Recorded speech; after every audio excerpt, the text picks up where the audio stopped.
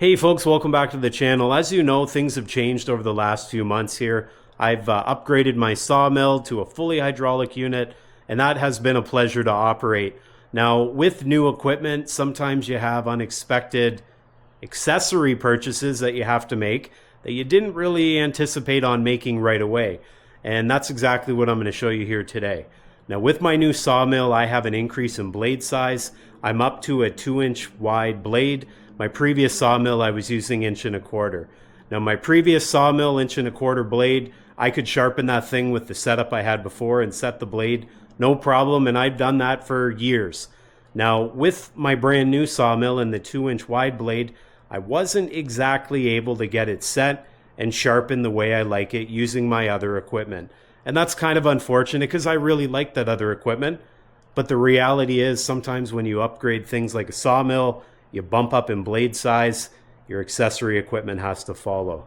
Today I'm going to show you exactly what has happened. And if you saw me looking down there a minute ago, I'm looking down at my new equipment.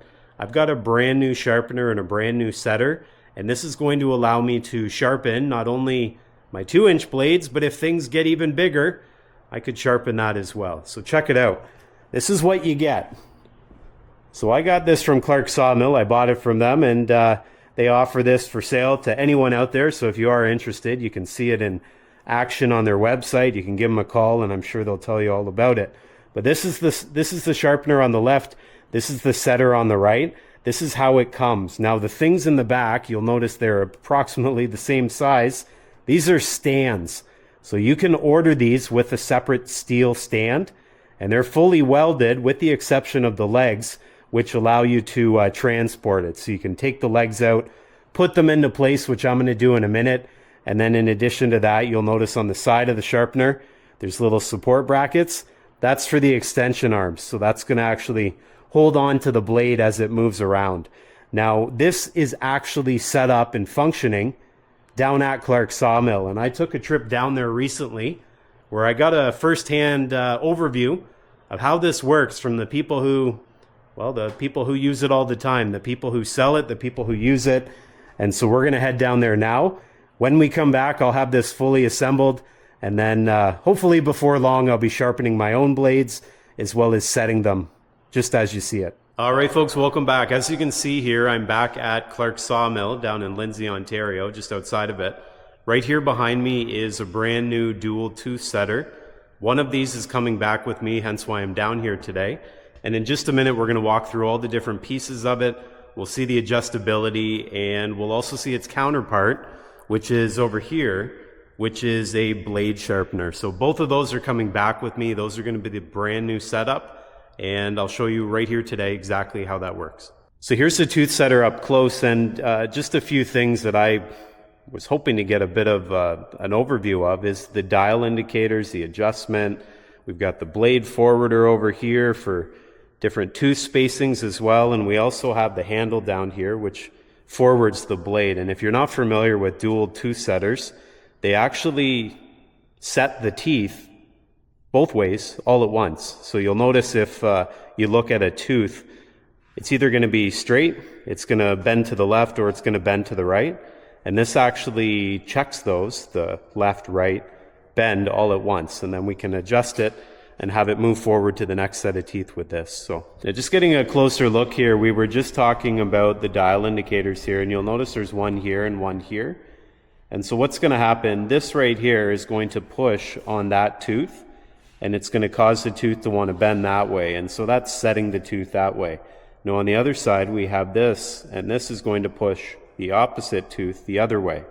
This dial indicator will measure how much that set is. Now, we have the option here of loosening off, and I'll call this, I don't know, an adjustment lock or something similar. And by loosening that off, what that allows me to do, you'll see the number there, it allows me to zero the dial indicator before I start. And I'll try to zero it on the straight tooth. And that way I know that the measurements I'm reading are accurate. Once it's zeroed, and I'll probably do that every time I set this up, I can lock this into place. And another thing I can do is I have these little marks here, they're shown in black. I can actually adjust them with my finger. And let's say you have a certain set that you like, you can move these so that you have a quick reference point. So as I'm bending that tooth or applying pressure to that tooth, you'll see the dial indicator move. You'll be able to have it adjusted so it moves just to that mark you've got.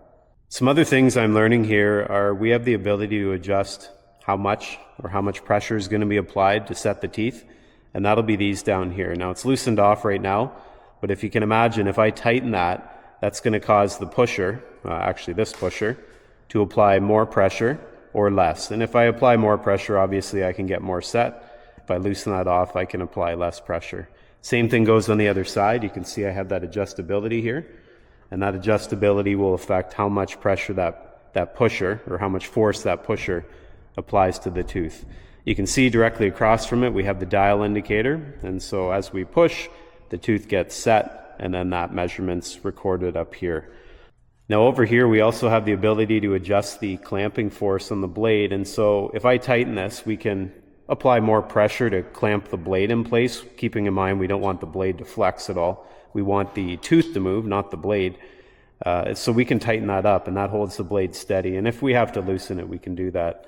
Now this over here, this will allow us to bring the blade up and down, I'm finding out, and so with this setup we can sharpen up to a 3-inch blade, we can sharpen all the way down to a standard 1.25-inch blade, 1.5-inch blade, and in my case 2-inch blade. Now over here we have the pusher, and obviously we can move it up and down. When we're setting it up, we'll have it up, and down when we're ready to start setting. Now on this side it may be a bit hard to see, but if you get right in there you'll actually see different tooth spacings. This is a 2-inch blade with a 1-inch tooth spacing, and so that's what I'll set it at here. If I need to adjust that to something like 7/8, loosen it off and you can put it where it goes. Now up top here, what's nice, we have some fine adjustments, so I can loosen this off. And let's say my blade is supposed to be 1 inch or 7/8, but I really need to fine tune it a little bit.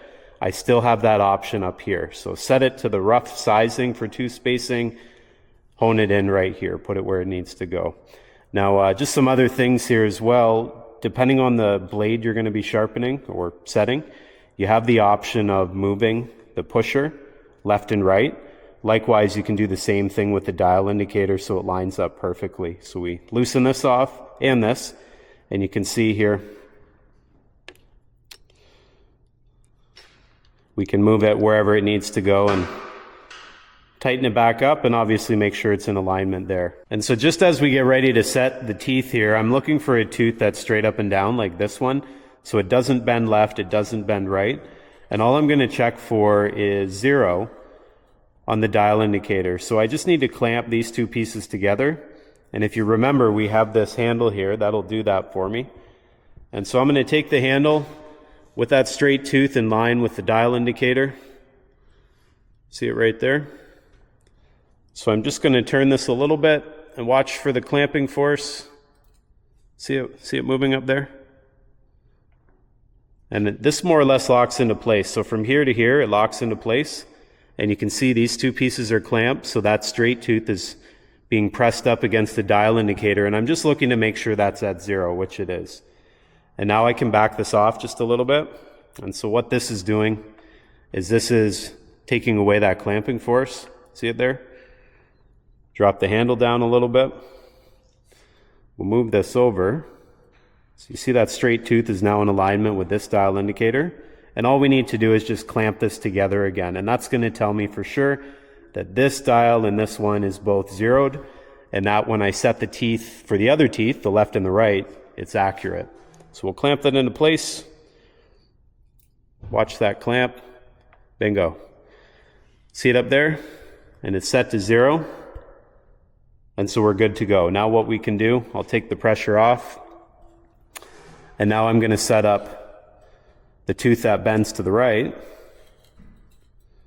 I'm going to set it up with this pusher, and then the tooth that's supposed to bend to the left, I'll set it up with this pusher. And just as we're about to apply pressure to the tooth that's going to bend to the right and the tooth that's going to bend to the left, I'll move down to the handle and just watch the motion, keeping in mind I don't have the forwarding arm down, but watch that motion up there.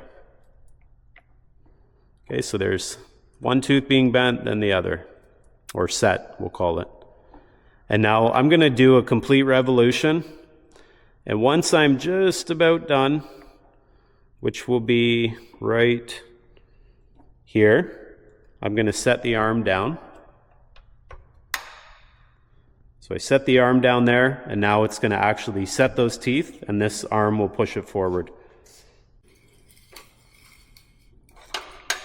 1, 2, and you can see how it goes here. And keep in mind there's some more fine adjustments needed. I'm just demonstrating it here. And with this piece of equipment, it will go as fast as you crank the arm, but in this case I want to get it set up properly before I start going too quick. So you can go as fast or as slow as you like.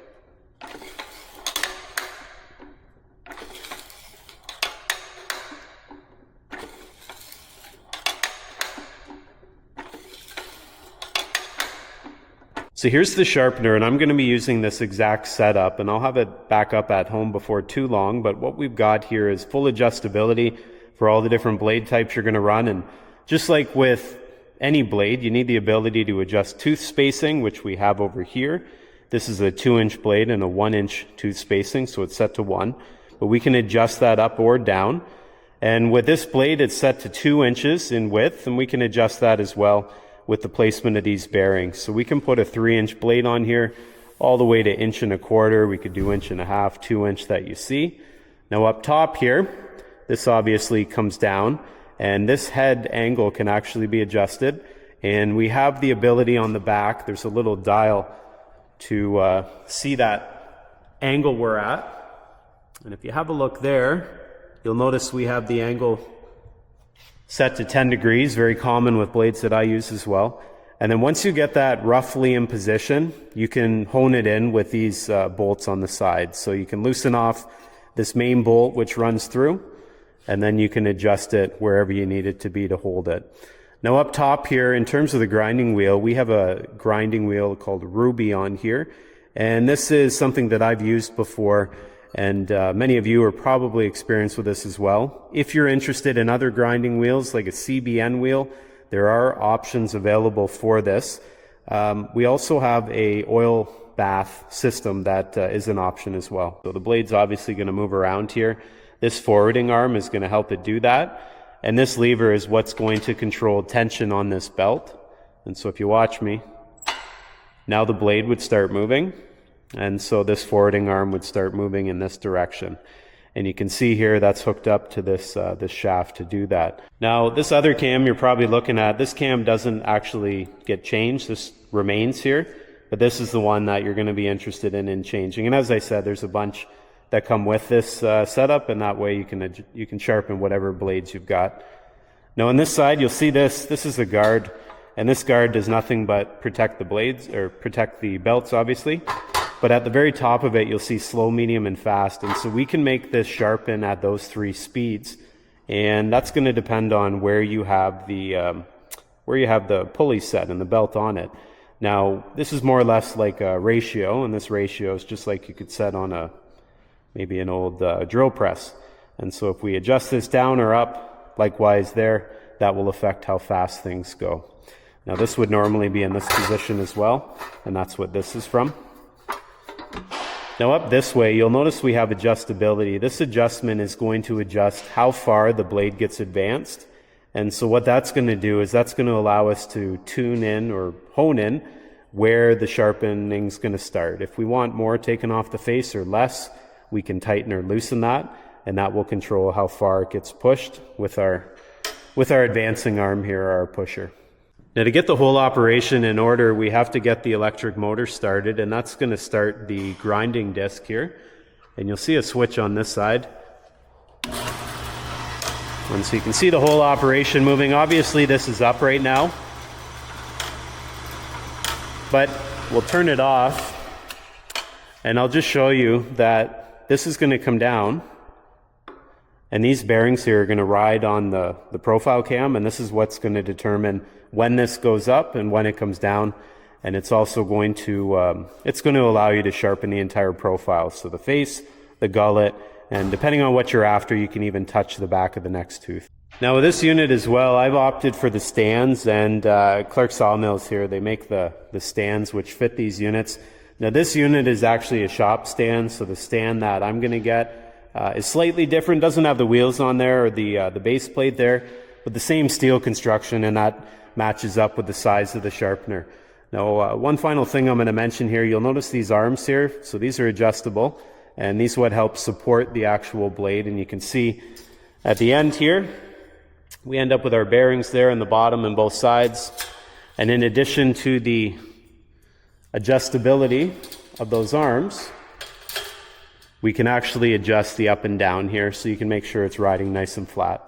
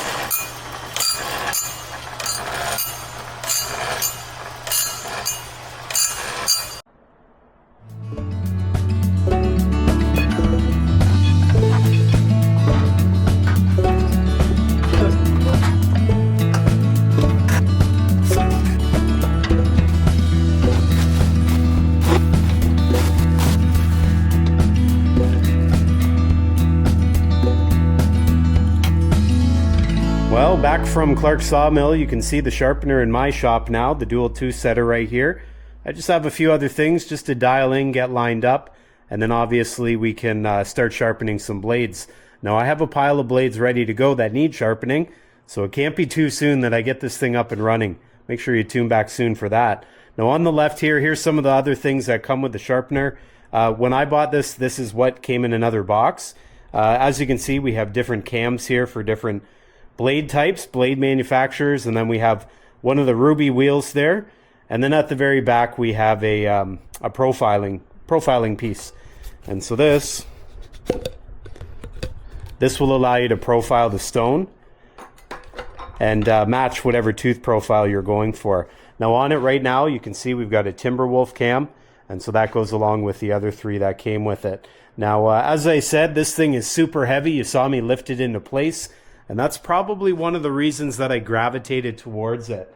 If you haven't noticed already, I really like stuff that's super heavy built and simple. I want this stuff to outlast me, and I don't want to have any breakdowns. I don't mind electronics from time to time in certain things, but when it's dealing with something like this where I want it to work exactly when I want it to work, and I want it to be repairable by me, this was the piece that I decided on. There's nothing going on here aside from the electric motor. That's actually electric. Everything else is belts, including the ratio that you saw to increase the speed if I need it. So that's a nice feature and something that I think will certainly outlast me. Same thing goes with the dual 2-setter. There's absolutely nothing that's electronic on here. This is simply a manual rotation, and then it does the dual 2 setting for me. So those were the things I like. I like seeing the heavy steel. I like seeing the bearings, and I like the ability, if something does go wrong, that I can fix it. Anyways, that's going to do it for me here today. If you have any questions about these two units, be sure to put it down below. Just keep in mind I'm brand new, so Clarke Sawmills are the experts. They're the ones to fill you in on all the details. Hopefully before long I'll get the sawmill back up and running. We'll get some blades on here as well, sharpening, and then I will become the expert. But that won't be for a little while. As always, if you did like this video, don't forget to give it the old like-a-roo. Make sure you subscribe, and I'll see you next time.